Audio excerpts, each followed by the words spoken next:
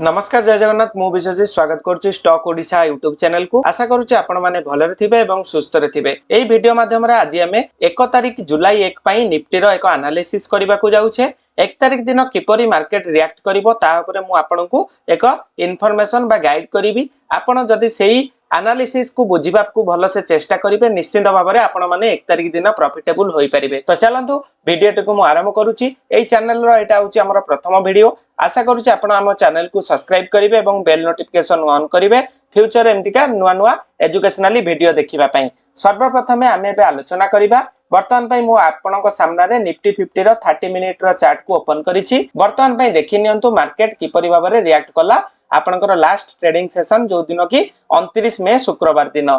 तो वर्तमान पई मु आपनकू किछिटा देखेउची जिंस आपण माने ध्यान देकि देखंतु। सर्वप्रथम आमे किछिटा इंपोर्टेंट जोन को वर्तमान पई आलोचना करिया को जाउछे। से इंपोर्टेंट जोन टिक होउची कोन ना प्रथमे आमे देखिबा मार्केट केउ जगह रु वर्तमान पई बा जोटा लास्ट ट्रेडिंग सेशन थिला रेजिस्टेंस नैछि। वर्तमान पई देखि नियंतु 24000 नै कि 24100 पर्यंत एक स्ट्रांग सेलर जोन एक्टिवेटेड थिला।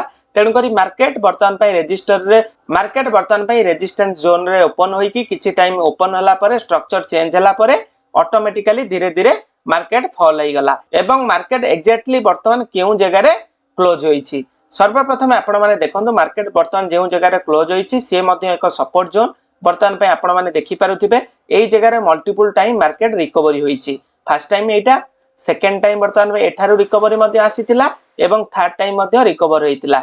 जदि भी मार्केट एठारु एई सपोर्ट को ब्रेक करिवो तो डायरेक्ट एमिति ब्रेक करिवो नाही। प्रथमे कोन करिवो मार्केट ना किछि समय एठारे टाइम स्पेंड करिवो बा एठारु किछिटा रिकवरी देखैबो जोटा कि आपनकर 23500 लेवल बा राउंड लेवल अछि। जेहेतु वर्तमान पई मु आपनको देखैया पई चाहिबी 23500 होची गोटे पीएसवाई लेवल बा साइकोलॉजिकल लेवल।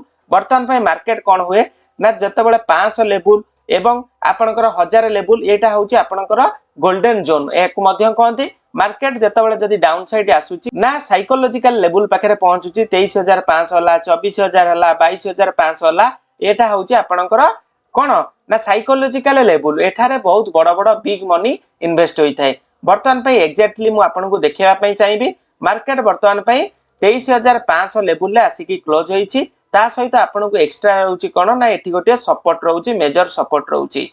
हमकु देखिबार अछि मार्केट 10-15 मिनिट जदी एठारे सस्टेन हला बा ओपन हला तो आपण माने केउ पर्यंत टार्गेट नै परिबे। प्रथमे तो आपनको मु कहि दउची आपनकर फास्ट रेजिस्टेंस वर्तमान पई 23700 भितरे आपनको वर्तमान पई गोटिए रेजिस्टेंस मार्केट को फेस करिया को पड़िबो। एठारे सेलर पुनर्बार एक्टिवेटेड हेई पारंती।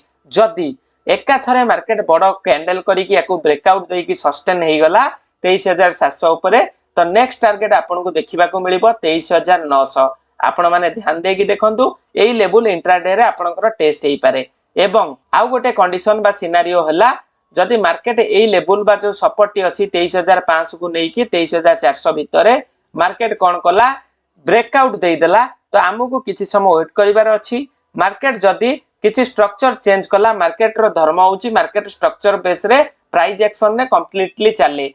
यार अर्थ होउची मार्केट जदी लोअर हाई फॉर्मेशन कला तो आपण माने किछि समय वेट करिवे। जदी पुनर्बार नूतन लो ब्रेक हे जाउची तो आपण माने ट्रेड नै परिबे। फॉर द टारगेट ऑफ आपण माने 23100 पर्यंत आपण माने टारगेट टी को नै परिबे। 23100 को नै कि 150 भितरे आपण माने फास्ट टारगेट आपणकर रहइबो। ध्यान देकी देखंतु 23100 रु नै कि 150 भितरे आपण माने प्रॉफिट बुकिंग करिया को चेष्टा करिवे। एवं जदी अपसाइड गला मु आपनको टारगेट कहि देइची आपनको वर्तमान पई भलो रूम मिलि जिवो सोमवार दिन तो आपण माने सेही हिसाब रे प्लान करि परिबे। एवं मार्केट तळुक आसीबार बेसी प्रोबेबिलिटी रहिची कारण होउची वर्तमान एक मेजर ट्रेंड लाइन जोटा कि मार्केट ब्रेक कर देइची। आपण माने देखि पारुचंती वर्तमान एई ट्रेंड लाइन नु मल्टीपल टाइम मार्केट टेस्ट करी कि अपसाइड जाईची किंतु वर्तमान पई मार्केट ताको ब्रेकआउट दउची। जदी ब्रेकआउट दउची तो नेक्स्ट कोन रहउची ना मार्केट रो स्ट्रक्चर बा बिहेवियर अनुसार मार्केट आउ मोर 100 पॉइंट 150 पॉइंट तळुक आसी पारे। तो आशा करूची एई वीडियोटी आपनको इंट्राडे रे ट्रेड करिया पई बहुत सपोर्ट करिवो। जदी एई वीडियोटी आपनको भल लागिवो तो हम चैनल को सब्सक्राइब करिवे। जदी किछि डाउट रहउतिबो तो आपण माने मते कमेंट करी कि जणाई परिबे तो मु सेही रिगार्डिंग आपनको पई नूतन वीडियोटी क्रिएट करिवि। रहउची जय जगन्नाथ जय।